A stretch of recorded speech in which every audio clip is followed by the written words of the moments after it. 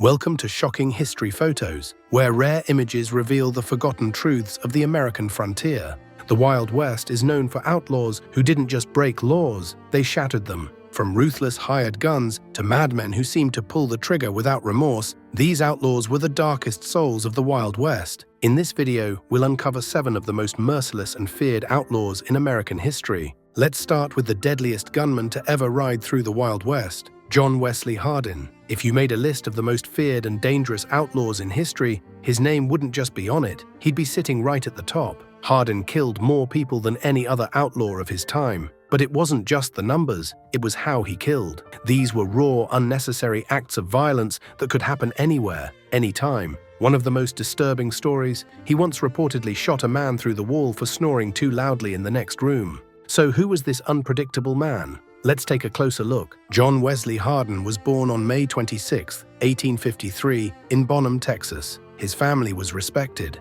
His father was a Methodist minister and schoolteacher. But even as a child, Hardin showed violent tendencies. He stabbed a schoolmate during a fight when he was just 11. At just 15, he committed his first killing, shooting a former slave named Major Holzhausen after a wrestling match. When 3 Union soldiers came to arrest him, Hardin ambushed and killed them too. That became a pattern in Hardin's life. Anyone who chased him usually ended up dead. He gunned down men over card games, drunken arguments, and sometimes for no reason at all. He once shot an indigenous man for what he coldly called practice. Hardin escaped capture many times. If he was jailed, he found a way out, sometimes arming himself inside the cell and taking out the guards. But in 1877, at just 23, Hardin was finally caught in Florida. He was sent back to Texas and sentenced to 24 years in prison. There, something changed. He studied law, wrote an autobiography, and even tried to reinvent himself. But once out of prison, he slid back into drinking, gambling, and trouble. In August 1895, at the Acme Saloon in El Paso, he got into a feud with a lawman named John Selman Sr. And one night, while Hardin was standing at the bar, Selman shot him from behind and killed him. Selman was later acquitted. After Hardin's death, his autobiography was published in 1896 and turned him into a legend. While some historians don't agree, he claimed to have killed 42 men, more than any other outlaw of the Wild West. And now, let's talk about the most unpredictable and volatile outlaw of the Wild West, a man famously known as the Wolf of the Washita, Clay Allison. Clay was born as Robert Andrew Clay Allison on September 2, 1841, in Wayne County, Tennessee. His father was a Presbyterian minister and farmer, so Clay came from a religious, disciplined home. In 1861, during the Civil War, Clay joined the Confederate Army, but not long after, he was medically discharged due to a head injury and what doctors called emotional instability. Still, he returned in 1862 and served under the legendary General Nathan Bedford Forrest as a cavalryman, scout, and spy. But when the war ended and Clay returned home, that's when the real chaos began. He drank heavily and had a hot temper that made people fear him. One time, he rode his horse through town nearly naked, wearing nothing but his gun belt. Another time, while drunk, he accidentally shot himself in the foot, just goofing around. But not everything was a joke. One of his most shocking acts came when he led a mob that killed a man named Charles Kennedy, who was suspected of multiple killings. Afterward, Clay reportedly cut off Kennedy's head and placed it on a pole in the middle of Cimarron, New Mexico, a chilling warning to others.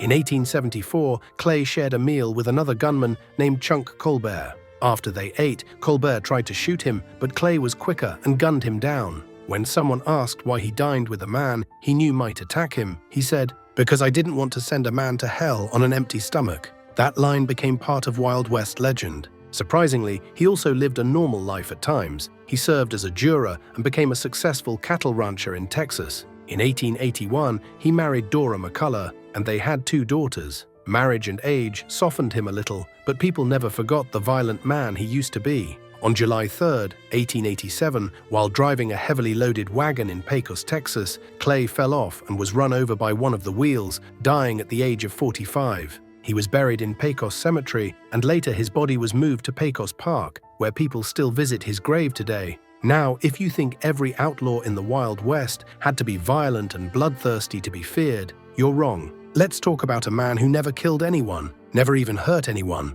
but his name still gave people chills. Black Bart, one of the strangest and most unique outlaws to ever walk the Old West. He was born as Charles E. Bowles, or Bowles, around 1829 in Norfolk, England, and later moved to the United States with his family. In 1849, he joined the California Gold Rush, hoping to strike it rich. But like many others, he came back empty-handed. He eventually settled in Illinois, got married and raised a family. During the Civil War, he served in the Union Army, then returned to a quiet civilian life. But one incident changed everything. Charles got into a land dispute with the Wells Fargo Company and believed they had cheated him. That betrayal pushed him toward a new identity. He adopted the name Black Bart, taken from a villain in a dime novel. But Black Bart wasn't like the others. He became known as the Gentleman Bandit. He never cursed. Instead, he always said please and thank you. And during his robberies, he treated everyone with respect. But don't let his manners fool you. Between 1875 and 1883, Black Bart robbed at least 28 Wells Fargo stagecoaches,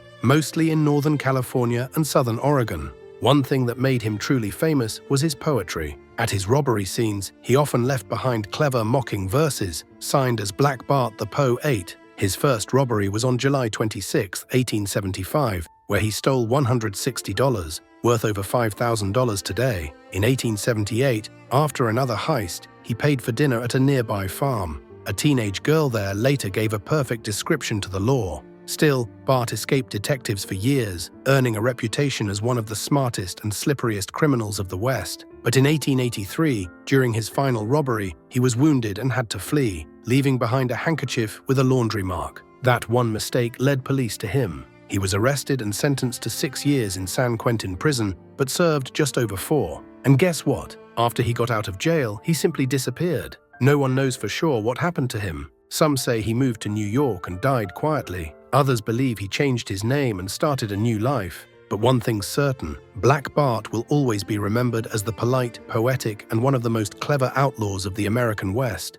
And now, let's talk about one of the most famous and debated outlaws in American history, a name still known to nearly everyone, even today, Jesse James. He was born as Jesse Woodson James on September 5, 1847, in Clay County, Missouri. His family supported the Southern Confederacy and owned slaves, which deeply shaped Jesse's early beliefs. As a teenager, Jesse joined a group of violent pro-Confederate fighters called bushwhackers. These guerrilla fighters carried out brutal raids in Missouri and Kansas during the Civil War. Jesse himself took part in the Centralia Massacre, where unarmed Union soldiers were ambushed and left in grim and brutal fashion. The trauma of war and his rage toward the Union sent Jesse down a dark path. After the war ended, Jesse and his brother Frank James became full-time outlaws. They joined and eventually led a gang that robbed banks, trains, and stagecoaches across the Midwest. In 1873, their first major train robbery happened near Adair, Iowa, kicking off a violent crime spree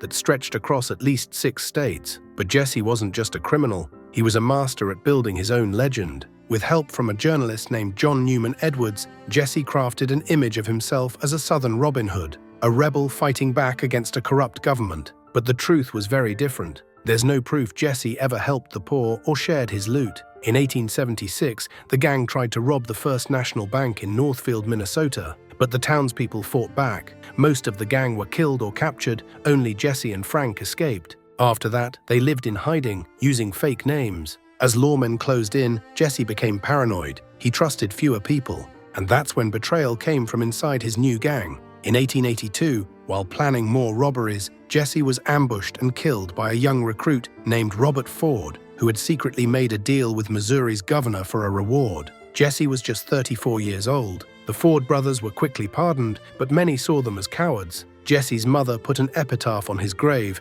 calling Robert Ford a traitor and coward. And now let's talk about an outlaw who hid behind religion and good manners, yet left behind one of the darkest trails of death the Wild West has ever seen. Jim Miller. He was calm, church-going, and quietly deadly. Jim was born James Brown Miller on October 25, 1861, in Van Buren, Arkansas. As a baby, his family moved to Texas. His father died early, and his mother took him to live with her parents in Evant, Texas. But his story turned dark fast. At just 8 years old, Jim's grandparents were found dead under suspicious circumstances. He was arrested, but never officially charged. It was the first in a long line of mysterious and violent events that followed him for life. At age 19, Jim killed his own brother-in-law with a shotgun while the man was sleeping on his porch. They had argued before, and this was his deadly response. He was convicted and sentenced to life in prison, but the case was overturned on a technical issue, and once again, Jim walked free. After that, he became a ranch hand and got involved with outlaw gangs.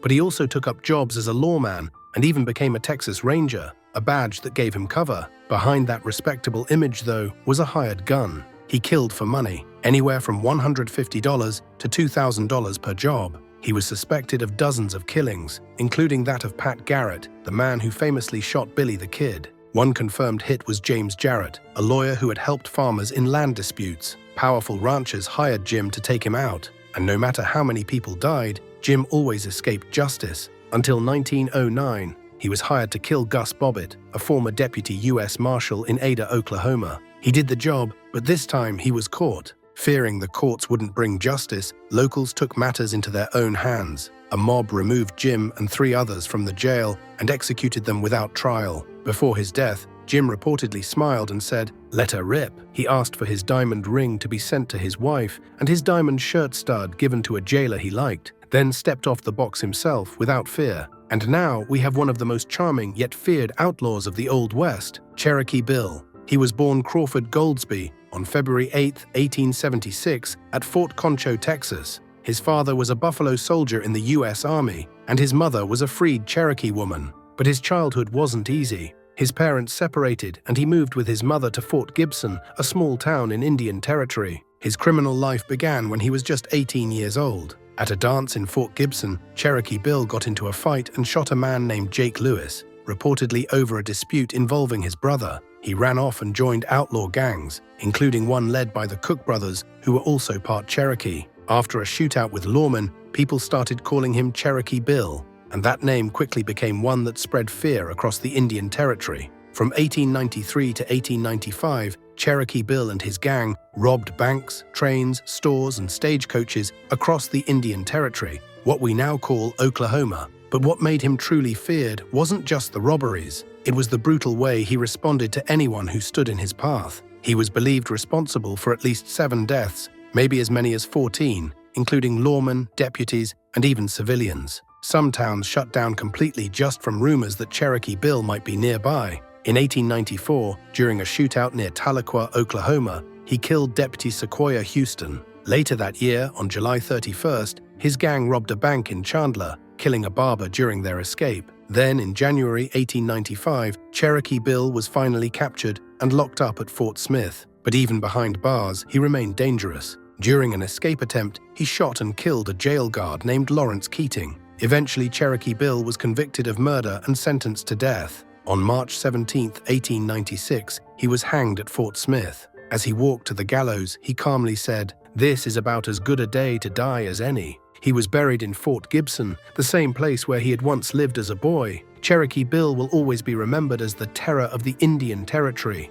And in the end, we have the outlaw you've been waiting for, Billy the Kid. You've probably heard bits and pieces of Billy the Kid's story, some true, some twisted. But now let's put it all together and walk through his full life from beginning to end. Billy was born as Henry McCarty sometime in 1859, probably in New York City. By the age of 15, he was an orphan. His mother died of tuberculosis, and his stepfather abandoned him.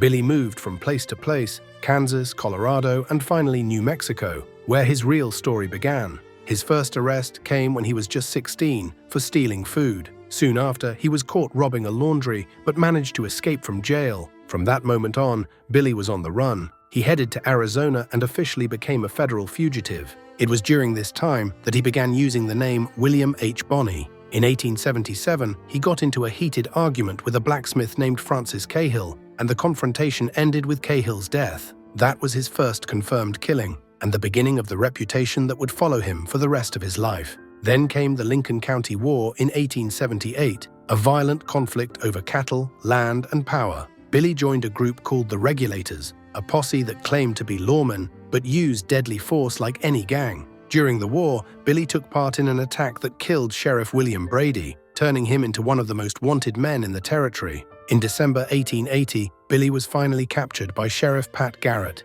He was found guilty of Brady's death and sentenced to hang. But Billy wasn't done yet. On April 28, 1881, he pulled off a daring escape, killing 2 deputies and vanishing into the night. It became his most legendary moment, the kind of story that made him a folk hero across the West. He stayed on the run for over 2 months, but on the night of July 14, 1881, Pat Garrett tracked him to Fort Sumner, New Mexico. Billy walked into a dark room, unaware that Garrett was waiting. There was a sudden gunshot in the dark, and just like that, Billy the Kid was gone. He was only 21 years old, but after his death, the myths exploded. Some said Billy had killed 21 men, one for each year of his life. Others believed he wasn't killed at all, that he escaped and lived under a new name. Over the years, several men even claimed to be Billy the Kid. But the truth? No one really knows. More than 50 movies and shows have been made about him, and to this day, no one agrees whether to call him a hero, a killer, or just a lost kid who never really had a chance. These were 7 of the most feared outlaws to ever ride through the Wild West,